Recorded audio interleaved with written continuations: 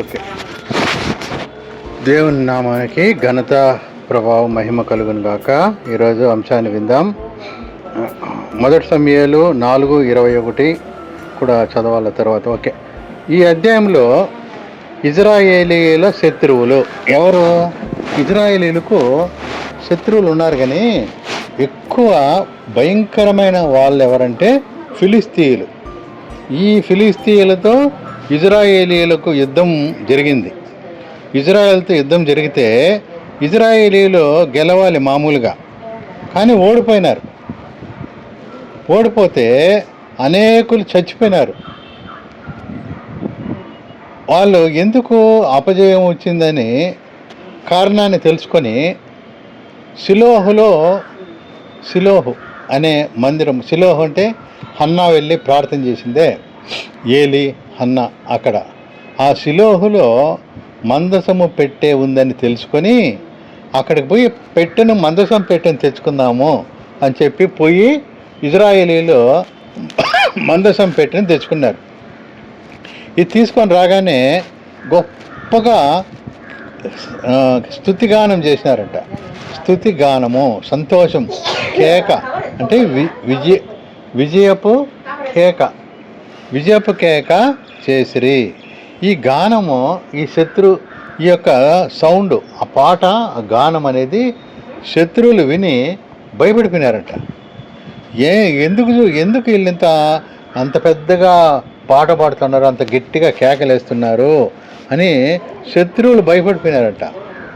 శత్రువులు ఎప్పుడు భయపడతారంటే, ఇప్పుడు నాకు జనరల్గా నేనేం ఆలోచిస్తానంటే, ఎప్పుడు భయపడతారు చెప్పండి శత్రువులు? మీ జనరల్గా చెప్పండి.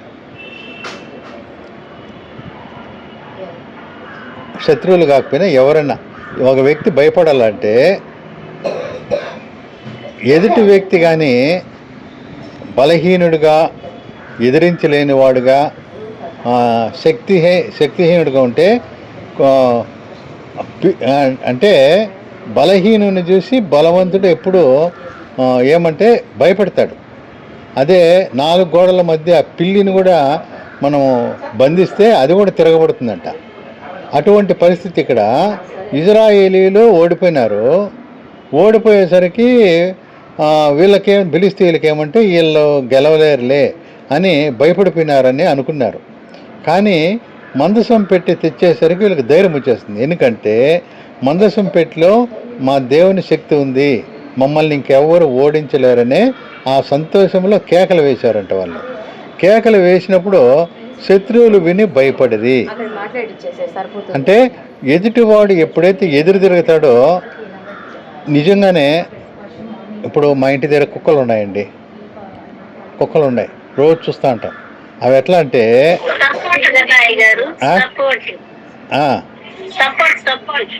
అంటే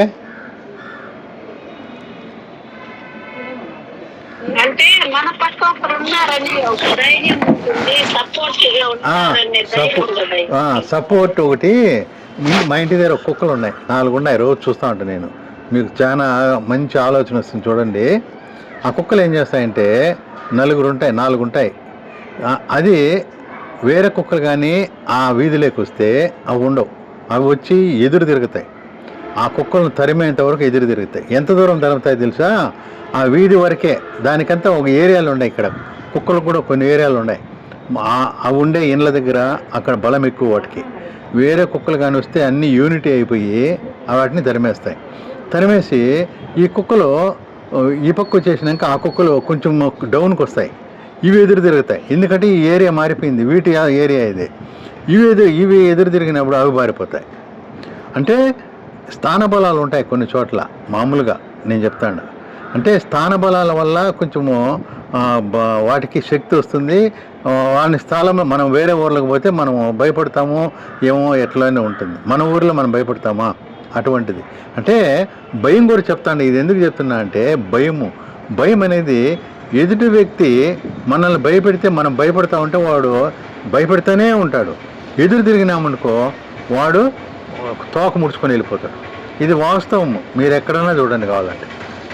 ఒకవేళ మీ భర్తలు కూడా ఎక్కువ డామినేట్ చేసి మిమ్మల్ని సతాయిస్తూ ఉన్నారనుకో, తాగుబోతులై తిరిగిపోతులై చాలా ఓవర్గా మీరు తట్టుకోలేనంత ఉంటే ఒక్కసారి ఎదురిస్తే వాళ్ళు కూడా సైలెంట్ అయిపోతారు. అంటే ఎందుకంటే ఇది ప్రపంచంలో జరిగేది ఇదే వాస్తవాలు. కాబట్టి ఇక్కడ వీళ్ళు ఫిలిస్తీన్లు వాళ్ళని చంపేటప్పుడు, ఇజ్రాయెల్ని తరిమేటప్పుడు భయపడలా. ఎప్పుడైతే వీళ్ళు స్తుతిగానాలు చేసేసరికి వాళ్ళకి భయం వచ్చేసింది. ఏమి చూసి వీళ్ళు ఇంత ధైర్యంగా ఉన్నారు అని ఆలోచన వచ్చింది. ఏమి చూసి ఇంత ధైర్యంగా ఉన్నారు? మనం కూడా మన వెనకాల మా డాడీ గారు ఉన్నారనుకోండి, మనం కూడా భయపడము. మా డాడీ ఉన్నాడు వెనకాల నేను పోతాం. అలాగే వీళ్ళకు కూడా మందసం వచ్చేసరికి ధైర్యం వచ్చేసింది. ధైర్యం వచ్చేసి స్తుతిగానం పాడేసినారు సంతోషంతో. అది చూసి వాళ్ళు భయపడిపోయినారు. ఇది సైకలాజికల్గా మనము ఆలోచిస్తే బైబిల్లో ఇట్లాంటివి చాలా ఉంటాయి. సైకలాజికల్గా కూడా ఆలోచించాలి కొన్ని. కారణము ఇజ్రాయిల్ వాళ్ళకి తెలుసు, ఇజ్రాయిలీల దేవుడు సూర్యుడు అనియు అన్ని విధముల వారికి జయము అని తలంచరి. వాళ్ళు ఇంతకుముందు విన్నారు వీళ్ళ దేవుడు చాలా సూర్యుడు. 4:8 వచనంలో ఒక మాట ఉంటుంది, ఆ మాట చదువుదాం. ఏమంటే ఈ దేవుని చేతిలో నుండి మనల్ని ఎవరు విడిపింపగలరు? అరణ్యమందు అనేకమైన తెగుళ్ళ చేత ఐగుప్తులను హతము చేసిన దేవుడు ఈయనే కదా. చూసారా, ఇప్పుడు ఈ దేవునికి ఏమొచ్చింది? కరెక్ట్గా ఎవరు చెప్తారు చూద్దాం. ఈ మాటల వల్ల దేవునికి ఏమొచ్చింది? Very good. దేవునికి మహిమ అంటే ఇదే. శత్రువులు ఏమన్నా దేవుణ్ణి పొగిడినారనుకో, అది దేవునికి మహిమ. ఆ మహిమ వచ్చేటట్లు చేయాల్సింది మనము. మన వల్ల మన దేవుణ్ణి వాళ్ళు పొగడాల. మీ యేసు ప్రభువు ఇలాంటి గొప్ప వ్యక్తి అని వాళ్ళు చెప్తే అది ఘనత అంట, మహిమ. అందుకే మనల్ని దేవుడు మన ద్వారా ఆయన మహిమ తెచ్చుకోవాలని అనుకుంటాడు. ఆయన మన ద్వారా ఆయనకు మహిమకు రావాలి. ఇక్కడ చూడండి, ఇజ్రాయేలీలు ఏమంటున్నారో, అయ్యో అయ్యో అయ్యయ్యో, అయ్యో వేరు అయ్యయ్యో వేరు. అయ్యయ్యో అని ఎప్పుడంటారు? బైబిల్లో చూడండి, నేను చెక్కకుండా అయ్యయ్యో మహాశూరుడకు ఈ దేవుని చేతిలోని ఎక్కువ భయము అయ్యయ్యో. మళ్ళీ కొరైదా బెచ్చయిదా అక్కడ కూడా అంటాడు ఒక మాట. ఏమిది అది? కొరాజీనా బెచ్చయిదా. అయ్యో ఏదో పదం ఉంది అక్కడ కదా, కొరాజీనా బెచ్చయిదా అనే పదం అక్కడ సువార్తలు యేసు ప్రభు చెప్పినప్పుడు, అయ్యో మీ మధ్య ప్రకటించిన అద్భుత కార్యాలు ఇంకెక్కడైనా చేస్తుంటే రక్షణ పొందండి. చూడు, అయ్యో పదం వేరు, అయ్యయ్యో పదం వేరు. అయ్యయ్యో మహా అంటే చాలా భయపడిపోయినారు వీళ్ళు. 100% భయపడిపోయి మహాశూరుడు ఈ దేవుని చేతుల నుండి మనల్ని ఎవరు విడిపిస్తారు అని, అయ్యో మనకు శ్రమ, ఇంతకు మునుపు వారిలాగా సంభ్రమింపలేదు, ఇంతకుముందు వాళ్ళు ఇట్లా చేయలేదే, ఏమి అంత సంభ్రమించారు, జడిసిపోయినారంట. దేవుడు దండులోనికి వచ్చినని అనుకొని, చూడండి ఎంత భయమో ఇజ్రాయెల్ దేవుడు అంటే వాళ్ళకి. గొప్ప కేకల ధ్వని ఏమని అడిగి, యెహోవా నిబంధన మందసం దండులోనికి వచ్చినని తెలుసుకొని అప్పుడండి భయపడినారు. నిజంగా దేవునికి మహిమ. అందుకే దేవుడు అంటాడు, నాకు 32,000 మంది సైన్యం వద్దు, 22,000 మంది సైన్యం కూడా వద్దు, 1000 మంది కూడా వద్దు, 300 మంది చాలు. 300 మందితో గెలిస్తేనే నేను ఎంత శక్తి గలవాడినో వాళ్ళు తెలుసుకుంటారు. అదే ఆయన. ఇంకొకటి, ఫరో దగ్గర కఠినమైన హృదయాన్ని ఇచ్చింది దేవుడే. వాళ్ళను వెళ్ళకుండా ఆపేదానికి ఆ హృదయాన్ని ఇచ్చింది దేవుడే. నేను యెహోవా ఎవడు, నేను వాళ్ళను పంపను అని మొండి తిరిగేటట్లు చేసి, ఆ మొండి తిరిగినప్పుడల్లా తెగుళ్ళు పంపించి వాళ్ళకి భయం పుట్టించాడు. అంటే హృదయంలో భయము అంటే మళ్ళీ వాళ్ళలోనే అయ్యో పంపించేసింటే బాగున్నే అనేటట్లుగా మళ్ళీ చేస్తాం. చాలా వండర్ఫుల్గా ఉంటుంది దేవుని యొక్క ఆలోచనలో. ఇక్కడ నెక్స్ట్, అపజయమునకు కారణము తెలుసుకొని షిలోహులో ఉన్న మందసాన్ని తెచ్చిపెట్టి వీళ్ళు భయపడిపోయినది. ఇప్పుడు ఈలాగ ఇజ్రాయేలీలు ధైర్యపడి, చూడండి మన దేవుడు మనతో ఉంటే ఎంత ధైర్యం కదా, ధైర్యపడి మరలా ఇప్పుడు రెండవసారి యుద్ధమునకు వచ్చినప్పుడు, మళ్ళా రెండవసారి యుద్ధానికి వస్తే ఈసారి వీళ్ళకి గర్వం వచ్చేసింది. మా దేవుడు ఉండాలే, ఇంకేం మాకు భయం అని వాళ్ళు రెండవసారి యుద్ధానికి వచ్చినప్పుడు ఫిలిస్తీన్లే మళ్ళీ జయం పొందిరంట. ఇప్పుడు చూడండి షాక్ అయిపోయి, ఎవరు షాక్ అయిపోయింది ఇప్పుడు? వీళ్ళు ఇజ్రాయేలీలు షాక్ అయిపోయినారు. వీళ్ళకు పెట్టుందిలే ఇంక మాకు తిరగలేదనుకొని పోతే మళ్ళీ వీళ్ళే ఓడిపోయినారు. ఎందుకు? అప్పుడు జరిగింది ఏమంటే దేవుని మందసం పెట్టే పట్టబడెను. మందసం పెట్టే పట్టబడెనంట. పట్టబడెనంటే వాళ్ళు పట్టేసుకున్నారు. ఎవరు? ఫిలిస్తీయులు. అనేకులు హతులైరి ఈ వార్త యాజకుడైన ఏలీకు వినబడెను.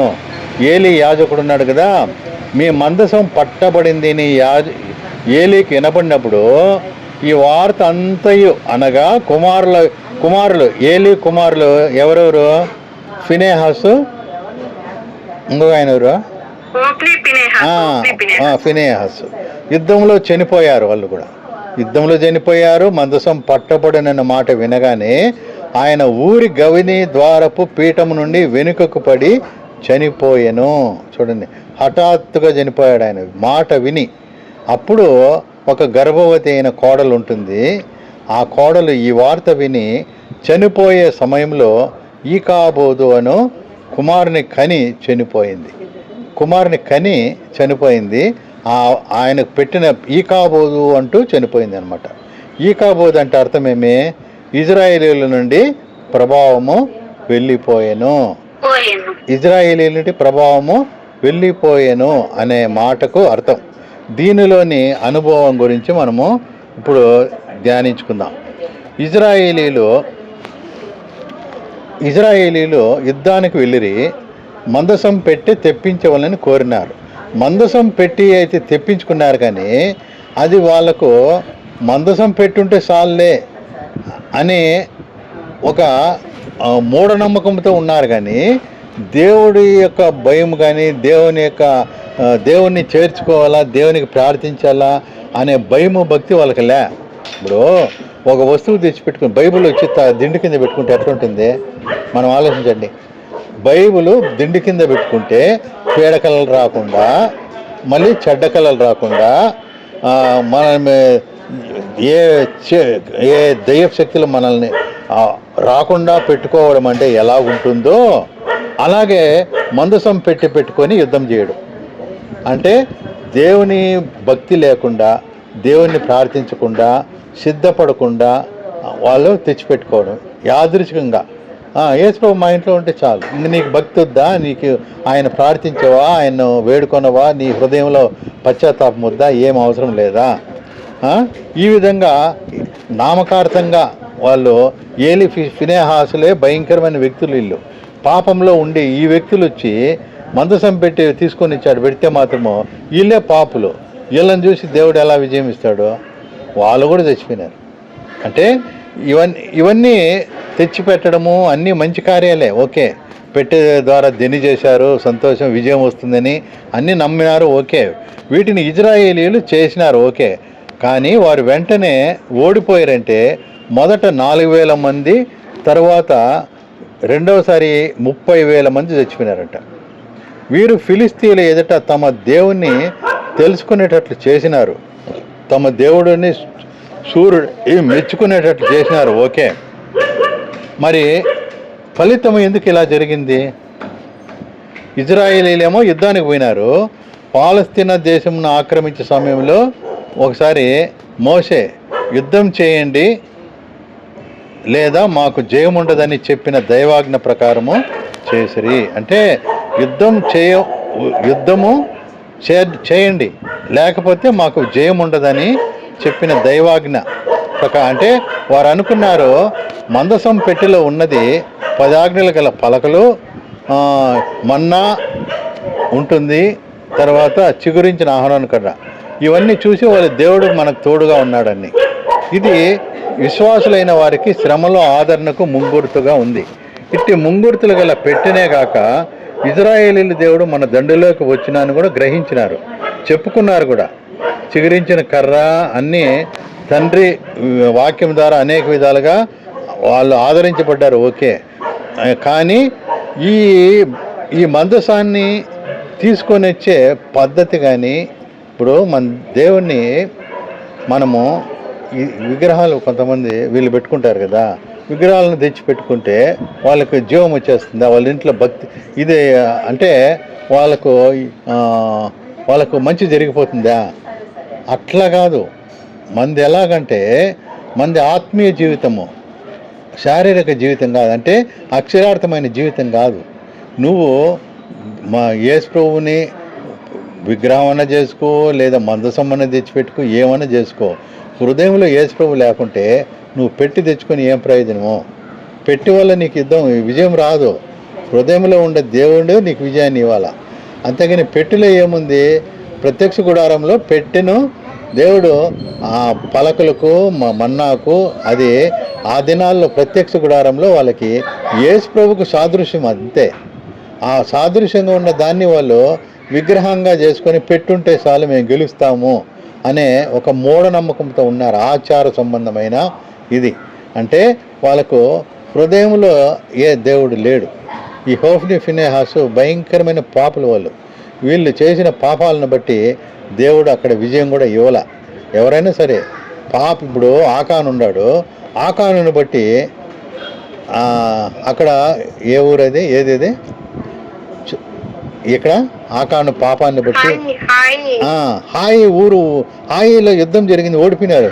చిన్న ఊరే, ఆఫ్టర్ ఆల్ అనుకున్నాడు ఎవరు? యెహోషువ ప్రార్థన చేసుకుని బోలా ఆకాను అక్కడ దొంగలించినాడు, దాచిపెట్టేసినాడు. ఇది దేవునికి తెలిసిపోయింది. దేవుడు యుద్ధంలో ఓడించేసినాడు. కారణం ఏమంటే వాళ్ళకు యెహోషువకు ధైర్యం ఏమంటే ప్రార్థన చేసుకోకుండా పోయినాడు. చిన్న ఊరే కదా ఆఫ్టర్ ఆల్ అనుకొని పోయినాడు.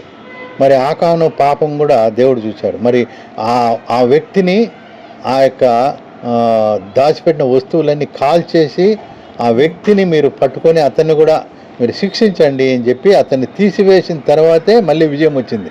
అంటే పాపం మనలో పెట్టుకొని ఎంత ప్రార్థించినా మనకు విజయం రాదు, ప్రార్థనకు జవాబు రాదు అనేది మనం ఇక్కడ అర్థం చేసుకోవాలి. మందసం పెట్టున్నంత మాత్రాన మనకు విజయాలు వస్తాయని అనుకోకూడదు. ఎందుకంటే దానికి తగ్గ జీవితాన్ని కూడా మనం కూడా కలిగి ఉండాలి. ఆత్మీయ జీవితం కూడా బాగుండాలా.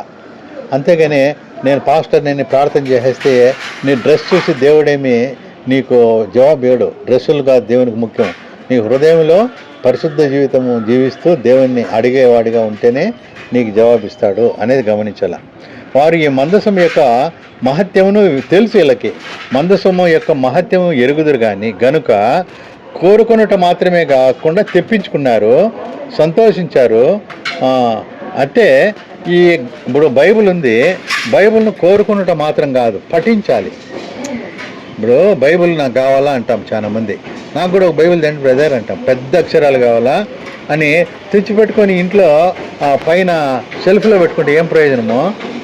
చదవాలి కదా, పఠించాలి కదా. వీళ్ళు జయం రాకముందే జయం వచ్చిందని పాట పాడినారు. మంచి విశ్వాసం గల క్రియలే వీళ్ళు. విశ్వాసంలాగానే ఆ క్రియలన్నీ మంచిగానే చేశారు. కానీ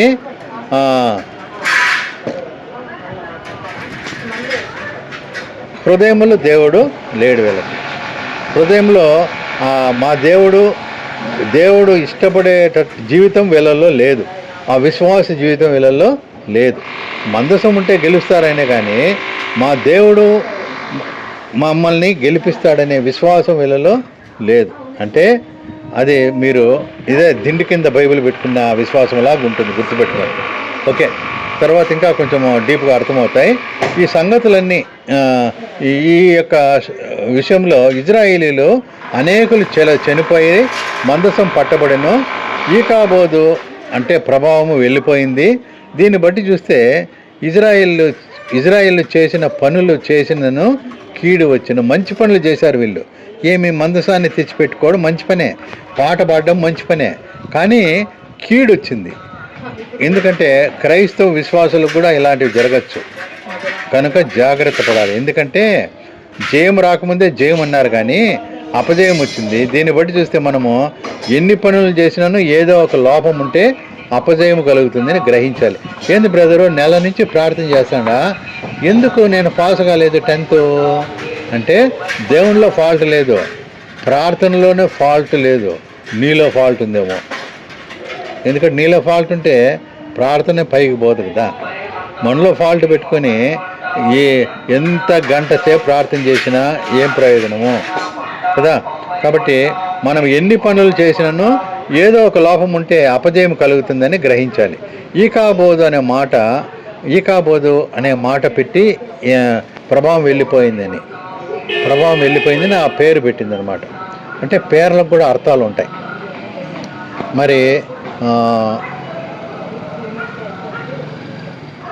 వేదన పుత్రుడని ఎవరికి పేరుంది? ఎబ్బేజు అంటే వేదన పుత్రుడు. పరిస్థితులను బట్టి ఆ పేరు పెడతారు, వాళ్ళున్న పరిస్థితులను బట్టి. ఆ పేరు అనేది చాలా విలువైంది. పేరును బట్టి వాళ్ళ జీవితాలు ఉంటాయి. అబ్రామును దేవుడు అబ్రహాముగా మార్చిన తర్వాతే ఆశీర్వదించాడు. యాకోబును ఇజ్రాయేల్గా మార్చిన తర్వాతే ఆశీర్వదించాడు. పేర్లను బట్టి ఆశీర్వాదాలు కూడా ఉంటాయి కదా. కాబట్టి చాలామంది ఈ రోజుల్లో మీ పేర్లు మారుస్తాము, ఈ ముందర 2 అక్షరాలు తీసేసి వెనకాల పెట్టుకుంటే మీకు మంచిది అని మనుషులు కూడా తయారైపోయినారు డబ్బులు సంపాదించేదానికి. నక్షత్రాలని, రాహులు, కేతు ఏంటో కదా. ఇవన్నీ బైబిల్లోటివే. దేవుడు పేర్లను బట్టి వాళ్ళను ఆశీర్వదించి పేర్లు మార్చి ఆశీర్వాదంగా చేసిన విషయాలు మనకు తెలుసు. ఈకాబోదు అన్నమాట బైబిల్లో చాలా విచారమైన సంగతి.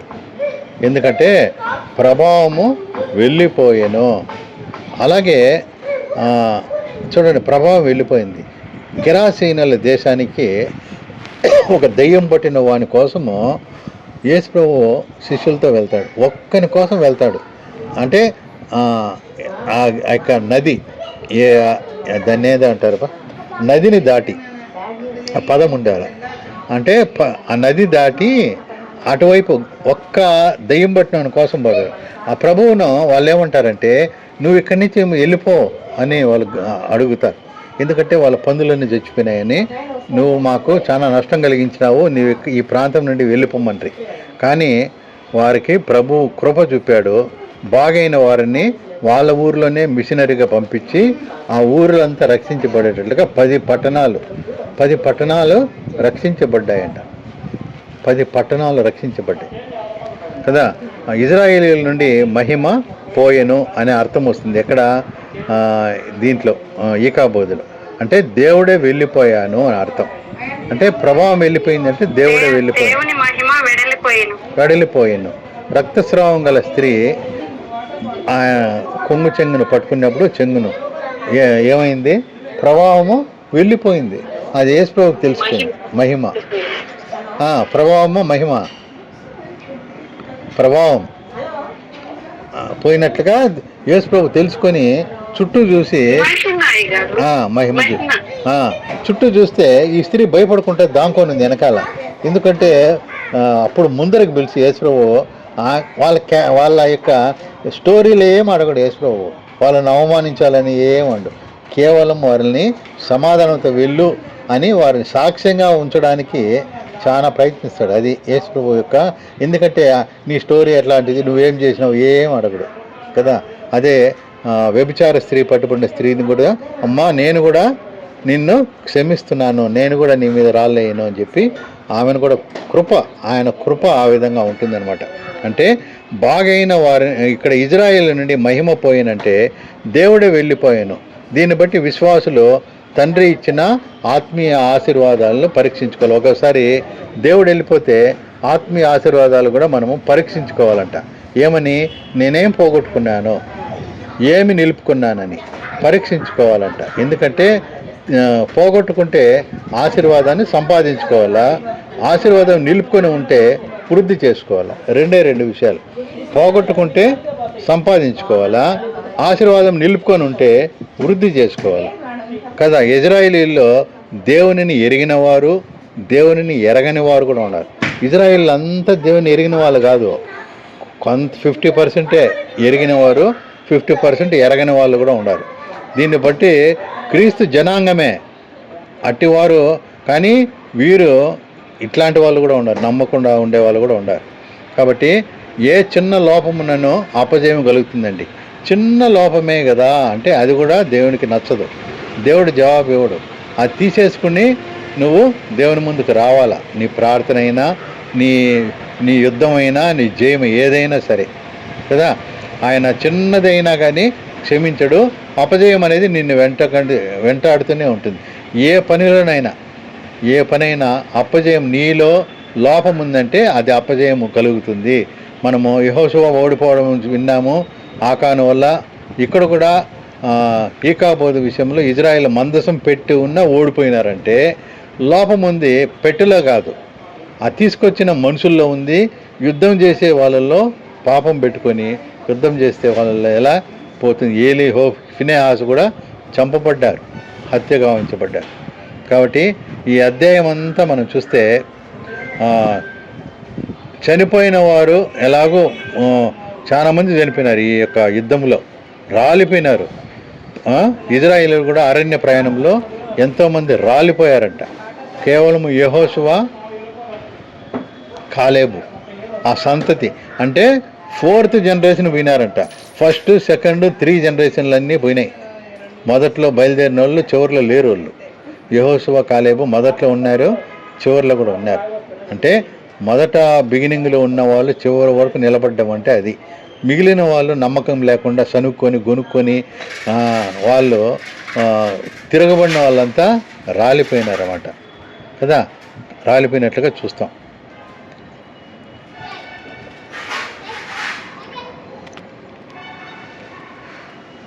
అంటే దీన్ని బట్టి చూస్తే మనము ఈ వాక్యం ద్వారా ఏమర్థమవుతుందంటే, విశ్వసించితే, నమ్మితే, ప్రార్థిస్తే ప్రభువు ప్రభావము విశ్వాసంలోనికి వస్తుంది. వీళ్ళు ప్రభావము వెళ్ళిపోయిందంటే, ప్రభావము మందసం పెట్టెలో నుంచి వాళ్ళు తీసుకెళ్ళిపోయినారు. వాళ్ళకేమన్నా మంచి జరిగిందా అంటే వాళ్ళకి కీడు జరిగింది. వాళ్ళు నమ్మరు కదా దేవుణ్ణి. ఇప్పుడు ఫిలిస్తీన్లు ఎత్తుకొని వెళ్ళిపోయి వాళ్ళు గడ్డలు వచ్చేసి రహస్య ప్రాంతాల్లో వాళ్ళ దేవుని ముందర పెడితే ఆ దేవుడు బోర్ల పడతాడు. మళ్ళీ తీసుకొని పోయి మందసం అక్కడే పెడితే మళ్ళీ బోర్ల పడతాడు. ఇంకా రహస్య ప్రదేశాలంతా గడ్డలు వచ్చేసరికి వాళ్ళకు మాకు ఏదో కీడు జరుగుతుందని మళ్ళీ ఎద్దుల బండిలో 2 పాడి ఆవులను జత చేసి, ఎప్పుడు ఎవరు మోయని పాడి ఆవులను జత చేసి వాళ్ళ దూడలను వేరు చేసి పాడి ఆవుల కొత్త బండిలో పెట్టి పంపించేస్తారు వాళ్ళు. అంటే వాళ్ళకు కూడా మంచి ఏం జరగలేదు. మందసం పెట్టి ఉంటే వాళ్ళకన్నా వాళ్ళ కీడే జరిగింది. అంటే మందసం పెట్టి కంటే నమ్మాలి, విశ్వాసం ఉండాలి. ప్రభువు విశ్వాసంలోనికి మన హృదయంలో ఉండాలి. పెట్టెలో కంటే మన హృదయంలో ఉంచుకున్న దేవుడు మనకు విజయాలు ఇస్తాడు. అంతేగాని మనలో లోపాలు పెట్టుకొని ఎంత ప్రార్థించినా మనకు జవాబులు రావు, విజయాలు కూడా మన జీవితాల్లో ఫెయిల్యూర్స్ కూడా జరుగుతాయంటే కారణము నేను గంట చేస్తున్నానే అంటే గంటలో ఏమీ లేదు, నీలోనే ప్రాబ్లం ఉంది అనేది మనం గమనించాలి. ఏదైనా తోటలోకి మహిమను ఆదామవ్వలు పాపం చేసి పోగొట్టుకున్నారు. మొదట ఎలా ఉన్నది మహిమ? ఆ మహిమ ఉండేదంట. ఆ మహిమలో వాళ్ళు మహిమలో దేవుడే వాళ్ళతో వచ్చి అనుదినము సాయంకాలంలో వాళ్ళతో తిరుగుతూ ఉండేవాడంట. ఇపక్క ఆదాము ఇపక్క అవ్వతో. అటువంటి మంచి సాయంకాలం దేవుడే వచ్చి తిరుగుతూ ఉండే ఆ యొక్క మహిమను వాళ్ళు ఎలా పోగొట్టుకున్నారు? పాపము చేసి పోగొట్టుకున్నారు. ఆ మహిమను మరలా రావాలంటే ఏం చేయాలా? పోగొట్టుకున్న మహిమ మళ్ళా వస్తుందా? మళ్ళీ పోగొట్టుకున్నది తిరిగి తెచ్చుకోవాలంటే చాలా కష్టం కదా. పోగొట్టుకోకుండా మనం దాన్ని దాచిపెట్టుకోవాలి. పోగొట్టుకున్నది మళ్ళీ ఇప్పుడు సిక్లగులో పోగొట్టుకున్నాడు దావీదు, భయంకరంగా ఏడ్చాడు, దుఃఖపడ్డాడు, ప్రభువు దగ్గరికి పోయి గోజాడాడు. ఎందుకంటే భార్యలతో సహా ఆస్తిపాస్తులన్నీ దోచుకొని కాల్చేసి వెళ్ళిపోయినారు. ఎంత బాధపడ్డాడో. అడ్రస్ తెలియదు, ఎవరు చేశారో తెలీదు, ఎక్కడున్నారో తెలీదు. మరి ఆయన అప్పుడు ప్రార్థించి దేవుని దగ్గరకు వచ్చి అడుక్కుంటే దేవుడు అతనికి దారి చూపించి మళ్ళీ పోగొట్టుకున్నదంతా తిరిగి తెచ్చుకుంటాడు. సిక్లగు అనుభవం అది. కాబట్టి పోగొట్టుకున్నది తిరిగి రాదు. అందుకే విశ్వాస జీవితంలో కూడా మనం కూడా ఏదన్నా పోగొట్టుకున్నామేమో సమయం ఉండగానే మనం దేవుని వద్దకు వచ్చి బ్రతిమలాడుకొని ఆయన తిరిగి పోగొట్టుకున్నదాన్ని పొందుకోవాలి. మళ్ళీ ఉన్నదాన్ని వృద్ధి చేసుకోవాలి. ఈ 2 మనము పాటించాలి. ఎందుకంటే పోగొట్టుకోకుండా చూసుకోవాలా, పోగొట్టుకుంటే తిరిగి తెచ్చుకోవాలా, ఉన్నదాన్ని మనము వృద్ధి చేసుకోవాలా. మనం విశ్వాసంలో ఉన్నామనుకో, విశ్వాసంను వృద్ధి చేసుకోవాలా. మొదట్లో ఈ 3 ఏళ్ల ముందు ఎంత విశ్వాసం ఉందో ఈరోజు అంతే విశ్వాసం ఉంటే వృద్ధి చేసుకున్నట్లా లేదా? ఒక చెట్టు ఉంది, మొక్కగా పూడ్చిపెడతాము, నీళ్లు పోస్తే అది ఎదిగితే ఫలాలు ఇస్తే కదా సంతోషము యజమానికి. అది ఎప్పుడు అలాగే సైజు ఉంటే మనము ఎందుకు ఇది చెట్టు అనవసరం కదా అన్నట్లుగా మనం విశ్వాసంలో కూడా వృద్ధి పొందాలా అనేది నేర్చుకోవాలి. కాబట్టి మొదట వీళ్ళకు దేవునికి మహిమ వచ్చే పని మాత్రం చేశారు. వాళ్ళంతా వీళ్ళ దేవుడు గొప్పవాడని వాళ్ళు స్తుతించేటట్లుగా చేశారు. అలాగే కాలేబు, యెహోషువ వీళ్ళిద్దరూ వేగులుగా వెళ్ళినప్పుడు అక్కడ రాహాబ్ అనే వేష కూడా మీ దేవుని గురించి మేము విన్నాము, ఇజ్రాయేలీలో ఆయన ఎర్ర సముద్రాన్ని దాటించాడంట, ఆయన తెగుళ్ళు తెప్పించాడని నేను విన్నాను అని అన్నప్పుడు దేవునికి ఎంత మహిమ కలుగుతుంది కదా. కాబట్టి ఈరోజు వాక్యం ద్వారా మనం మందసం పెట్టున్నా ఓడిపోవడానికి కారణమేమి, అది మీరు నాకు ఏమర్థమైంది చెప్పండి. ఒక నిమిషం రీక్యాప్, ఒక 2 నిమిషాలు ఉంది. మందసం పెట్టున్నా ఓడిపోవడానికి కారణమేమి? నెగ్లిజెన్స్ అయ్యారు. నెగ్లిజెన్స్ అంటే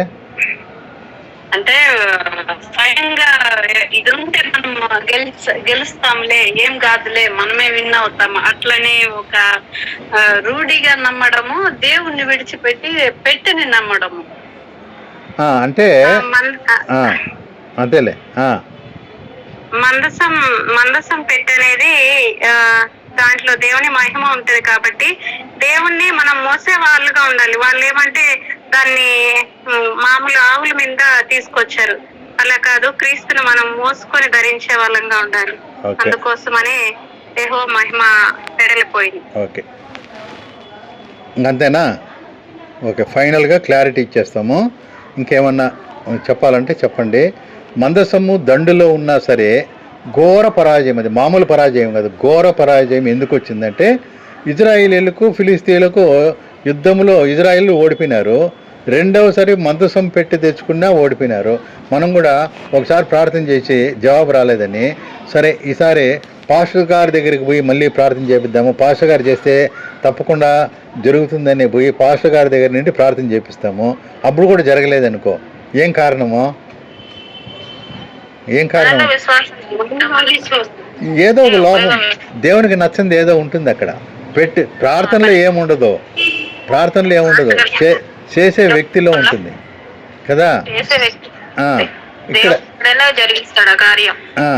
ఇప్పుడు యెహోవాయే మనల్ని ఓడించారనే విషయం వారికి అర్థమైపోయింది. ఎవరికి అర్థమైపోయింది? ఇజ్రాయేలీలకు. యెహోవాయే మనల్ని ఓడించారని. ఎందుకు ఓడించారో వాళ్ళకి తెలిసి ఉంటుందో చూద్దాము. షిలోహులో ఉన్న యెహోవా మందసం మనతో ఉంటే విజయం మనదేనని అత్యుత్సాహము, అతిశయం ఉండకూడదు. మళ్ళీ అతిశయము అంటే మనదైన నిర్ణయం చేసి మందసాన్ని తీసుకొచ్చారు. యెహోవా నిబంధన మందసం దండిలోనికి రాగానే ఇజ్రాయేల్ అందరూ కేకలు వేశారు. ఓకే, కేకలకు ఎరికో గోడలు కూడా కూలిపోయాయి. కేకలు వేస్తే ఎరికో గోడలు కూలిపోయినాయి. యెహోషాపాతు స్తుతి చేస్తే యుద్ధం చేసే వాళ్ళు వాళ్ళకు పొడుచుకునేటట్లు జరిగింది. ఇక్కడ వీళ్ళ కేకలు వేస్తే విజయం ఎందుకు రాలేదు? విజయం మనదే అనుకొని కేకలు వేశారు. వారి కేకలు ఫిలిస్తీన్లను అయితే భయపెట్టాయి కానీ వారిపై విజయాన్ని తీసుకురాలేదు. ఇందుకు ఈ మందసం దండులోనున్నా సరే ఘోర పరాజయం ఎందుకు అనేది నేను చెప్పినా మీకు, అప్పుడే మర్చిపోయినారు. మనలో లోపం ఉండి ఏది చేసినా లోపం ఉండి చేస్తే కన్నా అది సక్సెస్ కాదు. ఇప్పుడు యెహోషువ యుద్ధంలో ఓడిపోవడానికి కారణం ఏమంటే పాపం జరిగింది. పాపముని దేవుడు సహించడు. ఆయన యెహోవాయే మనల్ని ఓడించారనే విషయాన్ని వాళ్ళకి అర్థమైంది. కారణం ఏంటంటే వారి పాపాలే. ఇప్పుడు వారేం చేయాలా? యెహోవా యుద్ధాన్ని విచారణ చేసి మమ్మల్ని క్షమించి మా పక్షముగా నుండి శత్రువుల నుంచి విజయం ఇమ్మని బ్రతిమలాడి పాపాలకు క్షమాపణ పొందుకోవాలి. అసలు వారు దేవుని యొద్ద విచారణ చేయలేదు. మందసాన్ని తెచ్చేటప్పుడు ప్రార్థించారా? చేయలే. పోనీ పాపాలకు కడిగేసుకున్నారా? లేదు. మరి ఏలీ కుమారులు ఎటువంటి దుర్మార్గులు అంటే మా దేవాలయంలోనే పాపం చేసిన వాళ్ళు. అటువంటి వాళ్ళు ఎవరి ఆధ్వర్యంలో ఉంటే ఆ దుర్మార్గులైన హోఫ్ని ఫినాహాస్ వీళ్ళే తెచ్చిండేది. యాజకులు వీళ్ళే కదా, వీళ్ళే తీసుకొని వచ్చిండేది. అనబడి ఏలి కుమారుల ఆధ్వర్యంలోనే వీళ్ళు మందసం పెట్టుంది. దేవుని మందసం అంటే దండులోనికి వచ్చింది, కానీ దేవుని సన్నిధి లేదు, దేవుని ప్రభావము దానిలో లేదు. ఎందుకంటే వీళ్ళు తెచ్చిన వ్యక్తులు పాపులు కాబట్టి వారు కోరుకోవాల్సింది దేవుణ్ణి కానీ దేవుని మందసాన్ని కాదు. మీరు ఇట్లా అర్థం చేసుకోవాలి. మందసాన్ని కాదు, దేవుణ్ణే మనం కోరుకోవాలి. అంటే ప్రభువా మాకు ఆశీర్వాదాలు, ప్రభువా మాకు దీవించి, ప్రభువా దీవెనల కంటే ప్రభువే నువ్వే నాతో ఉండు ప్రభువా అనేటట్లుగా ఉండాలి. అంటే మందసాన్ని కాదు కానీ దేవుణ్ణే వాళ్ళు ఏం చేసుకోవాలా? దేవుణ్ణే వాళ్ళు తమ తెచ్చుకోవాలి. అది ఇక్కడ అంటే దేవుడు వారు కోరుకోవాల్సిన దేవుణ్ణి కానీ దేవుని మందసాన్ని కాదు. దేవుని సన్నిధి మందసంలో లేకుంటే అది ఒక సాధారణమైన వస్తువే కదా. ఇప్పుడు ప్రభావం లేకుంటే వస్తువు అయిపోతుంది కదా. దేవుడే వారితో ఉంటే దేవుని మందసంతో పని లేదు. వారు కోరుకోవాల్సిన దేవుణ్ణి కానీ సంబంధించిన వస్తువులను కాదు. మనం కూడా బైబిల్ ఉంటే చాలే అని బైబిల్లో నేను మళ్ళీ మీరు అట్లా అర్థం చేసుకోదండి. బైబిల్ గొప్పదా, దేవుడు గొప్పవాడు అంటే దేవుడే గొప్పవాడు. అంటే దేవుడే గొప్పవాడు. దేవుని రాయించిన మాటలు అంటే దేవుని బైబిల్లో పెట్టుకొని దేవుని పక్కన పెడితే ఎలాగుంటుందో మందసాన్ని పెట్టుకొని దేవుని పక్కన పెట్టినట్లు అలాగుంటుంది పరిస్థితి. ఇక్కడ మందసం ఉందని దేవుని వాళ్ళు పట్టించుకోవాలి. దేవుని మందసం ఉంది కదా, వస్తువు మీద ఆధారపడ్డారు కానీ దేవుని మీద ఆధారపడలేదని అర్థం అక్కడ కదా. అంటే వాళ్ళు ఆ భ్రమలో ఉండిపోయినారు. దేవునికి సంబంధించిన వస్తువులే విజయాన్ని ఇస్తాయనే భ్రమలో దేవుణ్ణి పక్కన పెట్టేశారు. దాని ఫలితమే ఘోర పరాజయం. ఫిలిస్తీన్లు యుద్ధం చేయగా ఓడిపోయి అందరూ తమ డేరాలకు పరిగెత్తపోయి అత్యధికమైన వధ జరిగిందట. 30,000 కాల్బలము, 30,000 మంది కూలిపోయినారట. మరి పట్టబడిన హోఫ్ని ఫినేహాసులు 2 కుమారులు చనిపోయినారు. దేవుని మనసం పట్టబడిందని ఏలీ కూడా చనిపోయాడు. ఇన్ని జరిగినాయి. ఏలీ కోడలు కూడా గర్భము దాల్చి, అంటే మామ చచ్చిపోయినాడు, పెనిమిటియు చనిపోయినారు. మామ చచ్చిపోయినాడు, పెనిమిటియు చనిపోయారని ఆమె విని నొప్పులు తగిలి మోకాల మీదకి కృంగి ప్రసవం ఆయను. ఆమె మృతి నుంచుండగా ఇజ్రాయేల్ నుండి ప్రభావం వెళ్ళిపోయినని తన కుమారునికి పేరు పెట్టి మృతి పొందిన. మన జీవితాల్లో కూడా ఓటమికి ఇవే కారణాలు. మన పాపములే మన ఓటమికి కారణము అనే విషయం తెలిసినప్పటికీ ఇప్పుడైనా ఏం చేయాలి? మనము మన పాపాల కారణం బట్టి పశ్చాత్తాపడి మనము పాపాలను ఒప్పేసుకొని కడిగేసుకోవాలి. అప్పుడు మళ్ళీ దేవుడు మనకు విజయాన్ని ఇస్తాడు. దేవుని పక్కన పెట్టి ఏమేమో చేస్తున్నాం మనం తెలుసా? దేవుని పక్కన పెట్టి ఏవేవో చేస్తున్నాం. కొన్ని ఎగ్జాంపుల్ చెప్పండి. దేవుని పక్కన పెట్టి ఏమేమి చేస్తున్నాం మనం? చాలా చేస్తున్నాం. దేవునితో సమాధానం లేకుండా, ఆయన చెప్పినట్టు చేయకుండా మన ఇష్టం ప్రకారం చేస్తున్నాం. ఆయన మన జీవితాలకు ఆహ్వానించకుండా, ఆయనకు సంబంధించిన వస్తువులు మనతో ఉంటే మేలు కలుగుతుందనే భ్రమలో ఉండి విఫలమైన జీవితాలు జీవిస్తున్నాం. అంటే ఆయన సంబంధించిన వస్తువులు ఉంటే చాలు, దేవుణ్ణి మనం ఆహ్వానించిన అవసరం లేదు అనే భ్రమలో జీవిస్తున్నాం. ఓకే, అంతేనా? దేవుని పక్కన పెట్టి క్రిస్మస్, గుడ్ ఫ్రైడే, ఈస్టర్లు అన్నీ చేస్తున్నాం. ఇప్పుడు చర్చికి పోతాము, మనకు దేవుడు లేకుండా దేవుని మందిరమే ఓకే, వస్తువుల్లో మనం చూస్తున్నాము, కానీ దేవుణ్ణి మన హృదయంలోకి ఆహ్వానించడం. ఇటువంటి క్రైస్తవులు లేరా? గుడ్ ఫ్రైడే, ఈస్టర్ రోజు వస్తారు క్రైస్తవులు, చూడండి, వాళ్ళంతా ఈస్టర్ క్రైస్తవులు అంటారు, క్రిస్మస్ క్రైస్తవులు అంటారు. వాళ్ళ దేవుడు ఉండడు, కానీ చర్చికి పోతే ఏదో మంచి జరుగుతుందనే భ్రమలో వస్తారు. అటువంటి వాళ్ళకి జీవితంలో దేవుడు నాకు నువ్వెవరో నాకు తెలియదు అంటాడు. ఎందుకంటే వాళ్ళను హృదయంలోకి స్వీకరించిన క్రైస్తవులు కూడా చాలామంది ఉన్నారు కదా. ఇటువంటి సందర్భాలు మనము చూస్తాం, మన క్రైస్తవులుగా ఉన్న చర్చిలోనే చూస్తున్నాం. కాబట్టి దేవునిని పక్కన పెట్టి బైబిల్ దిండి కింద పెట్టుకుంటే చెడ్డ కళలు రావా? మెడలో సిలువ వేసుకుంటే సిలువ మనల్ని రక్షిస్తుందా? బ్యాగులో బైబిల్ పెట్టుకుంటే నిన్ను యాక్సిడెంట్ల నుంచి తప్పిస్తుందా? ధర్మకార్యాలు, దశంభాగాలు నిన్ను విడిపిస్తాయా? ఎవరు సుంకరి పరిసేయుడు చేసిన ప్రార్థన, దశంభాగాలు ఇస్తాను, ఉపవాసాలు ప్రార్థనిస్తే అది రక్షణ ఇస్తుందా? మనం ప్రేయర్ ఆయిల్లో మనం పూసుకుంటే స్వస్థతనిస్తుందా? ఇవన్నీ ఆలోచించాలంటే దేవుని పక్కన పెట్టి చేసే పనులు ఇవన్నీ. ఆయిల్ పూసుకోవడము, దశంభాగాలు, ధర్మకార్యాలను చేయడము, బ్యాగులో బైబిల్ పెట్టుకొని ప్రమాదాల నుంచి తప్పించుకుంటామని భ్రమలేకపోవడము, మెడలో సిలువ వేసుకుంటే రక్షణ వస్తుందని బైబిల్ దిండు కింద పెట్టుకొని, ఇవన్నీ దేవుని పక్కన పెట్టి చేసే పనులే. ఇలాంటివన్నీ భ్రమగానే మిగిలిపోతాయి. దేవునికి సంబంధించిన వస్తువులపై కాదు, కానీ నేరుగా దేవునిపైనే ఆధారపడడం నేర్చుకో. అంతే, నేరుగా దేవునిపైనే ఆధారపడ్డము నేర్చుకో. దేవుడే నీతో ఉంటే మరేది అవసరం లే. నువ్వు నాతో ఉంటే చాలు. ఆయన పక్కన పెట్టి ఆయనకు సంబంధించిన వస్తువులపైనే మనము పొందగలిగిన మేలంటూ ఏది లేదు. ఒకవేళ అటువంటి భ్రమలో ఉంటే సరిచేసుకుందాం. మన పాపాలను కడిగివేసుకొని విజయాన్ని పొందే ప్రార్థనల ద్వారా మనము ఆయన సన్నిధికి చేరి మనలోని లోటును సరిదిద్దుకుందాం. మనం కూడా విజయాలు పొందే వారిలో ఉంటూ మనం దేవుని సన్నిధిలో మనం ఏదైనా ఆయనకి అయిష్టంగా ఆయాసకరమైన ఉన్న వాటిని తీసివేసుకోవాలి. అప్పుడే మనకు దేవుడు విజయాన్ని ఇస్తాడు. కాబట్టి ఆయన ఉన్న వస్తువుల మీద మేలు కలుగుతుందని ఆశించకుండా దేవుడే మనలో ఉండాలని, దేవుడినే మనం కోరుకునే వారిలో ఉండాలని కోరుకుంటూ ఈ దేవుడు ఈ చిన్న వాక్యము మన వెనుకలో దీవించిన గాక. ఆమె దేవుని కృతజ్ఞతలు.